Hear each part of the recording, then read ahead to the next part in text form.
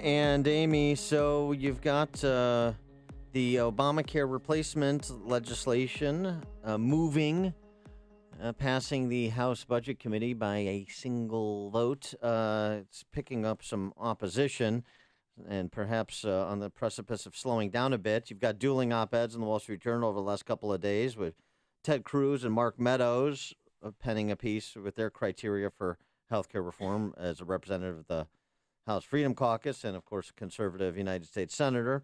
Contrasting that with Congressman Pittenger from North Carolina, harkens back to the Reagan era, also a member of the Republican Studies Steering Committee and the House Financial Services Committee, suggesting that what would Reagan do? He would cut a deal that is doable on the political landscape as given.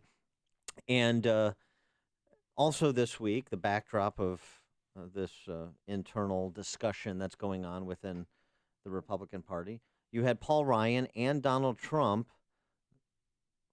sort of suggesting that there is a mutual admiration society.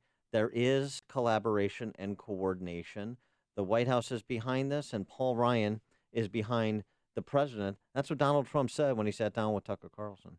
Paul Ryan, it doesn't seem like you agree on economics or foreign policy or social policy. Are you confident that you share enough in common that he's on board with your interests? I think he is on board with the American people.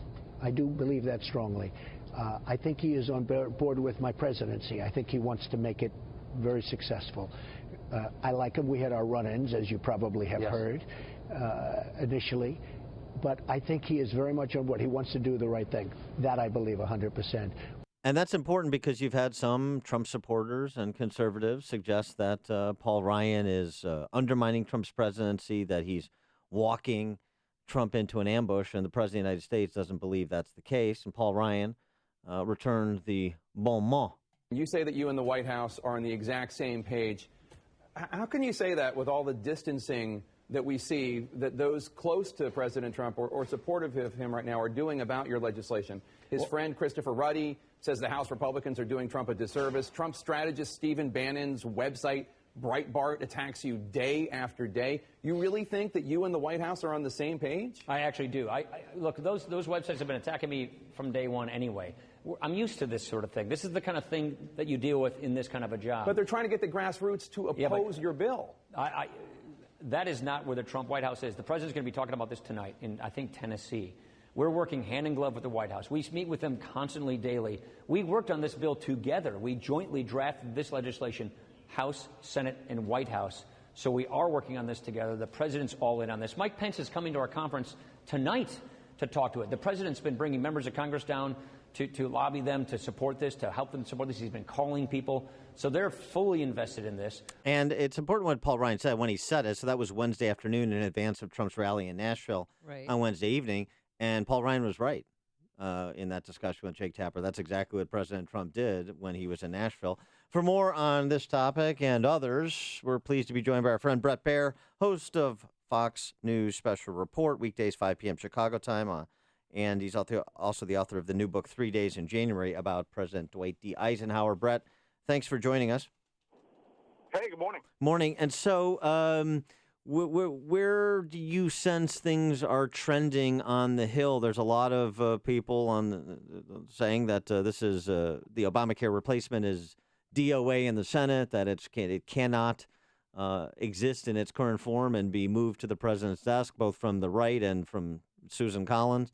So how do you see this playing out in the coming weeks as it continues to move through the requisite committees in the House? Yeah, I don't think that, well, first of all, I think a big hurdle was the House Budget Committee that consists of, as you mentioned, a number of Freedom Caucus members. It squeaked through there, but it got through. And I think that the challenge is not the House. I don't think that's going to be a problem at all, actually. I think the challenge will be in the Senate. And there's wiggle room here to make some changes that get people on board, not just in the original bill, but also in some horse trading with what follows, which is another piece of legislation that includes like insurance across state lines, maybe tort reform. But in order to get any of that through, you're going to have to put in something the Democrats like. And I think they're willing to negotiate to be able to get these things across the finish line. So I don't think DOA is the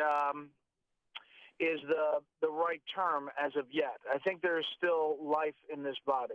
Well, what changes do you think that needed to be made to appease to the Democrats?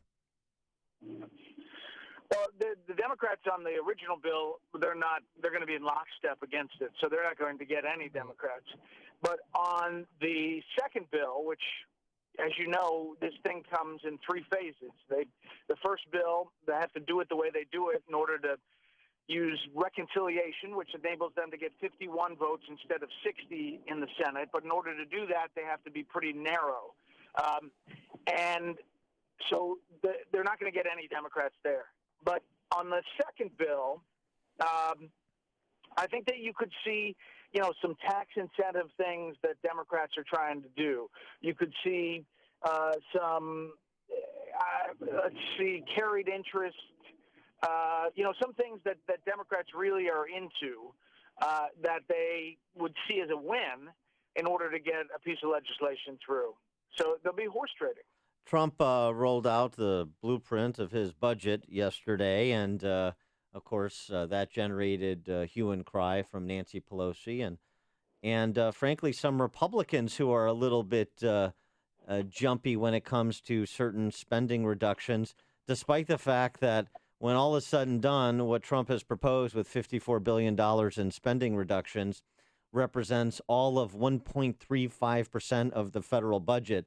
So does the reaction from some Republicans, as well as the expected reaction from Democrats, kind of speak to how difficult it really is to rethink, reform, right-size the federal government? Yes. Every president's budget, I can't remember a president's budget that was glowing in its reception up on Capitol Hill. I mean, it's usually everybody on all sides is like, this is a stinker, this thing, there's no way. And it's just a blueprint of what the administration's goals are. This administration is clearly about making the dollar work better in all these places. I think there are solutions yet to be talked about. For example, in military, there's people who want more spending and more money for the military to continue to build it up because they think President Obama really cut it down. And he did, and his administration did. If you turned to the Joint Chiefs and said, okay, you scour your services, and the savings that you find, you get to keep 20% of it. Okay? So that, I think, is going to be some of the ways that these agencies are going to dig for dollars. Well, and certainly, Rexon, as I have popularized him, he was not taken aback by the 20% or so 29% cut, 29% cut that the State Department is scheduled for. So maybe Trump will get some leadership from senior cabinet level officials and calm some of the hysteria coming at least from within his ranks. Yeah, I mean, listen, we always talk about waste, fraud, and abuse. Guess what? There is a ton of waste, fraud, and abuse in Washington, D.C., but we're always like one election away from dealing with it. And, when you start putting the screws on some of these agencies, suddenly they're going to try to find some money.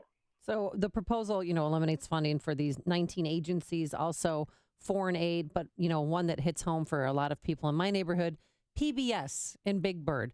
How much were we funding them? And is there a chance? Oh my God. Well, that's important to people and the arts. Yeah. It's really minuscule as far as the big picture. I mean, it's a teaspoon in the ocean on funding. I don't know why Republicans do this dance all the time. Totally. Other than for the spectacle of it, and they're going to roll out Big Bird and Elmo, and they'll be on some news show someplace. And Judd Apatow will tweet, "Oh my gosh, if you defund the NEA, then it's the end of arts in America, and all we'll have left is Trump and Celebrity Apprentice or some other such silliness. And the point of fact is, your kind of rhetorical question, Brett, is exactly the right one. It is mystifying why Republicans do this when they're really not serious about it and just whip up all of the sentimentality from Hollywood libs and the arts community. The NEA, $112 million budget. The amount of private giving in support of the arts and humanities in America in 2014, $17 billion. Wow. So the NEA goes away, the arts and the humanities do not.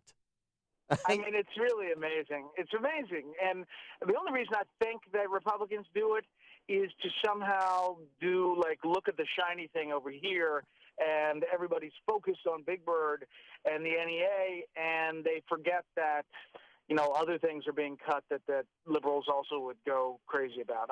That's the only reason I can think it's done. Yeah. There's a lot of heads that need to be chopped off, including Big Bird's. Okay, fine. Done with that bird. Bret Baier, host of Fox News Special Report, 5 p.m. Chicago time, Monday to Friday, author of the new book, 3 Days in January, about President Dwight D. Eisenhower. Bret, thanks as always for being with us. Appreciate it. Have a good weekend. And he joined us on our turnkey.pro answer line.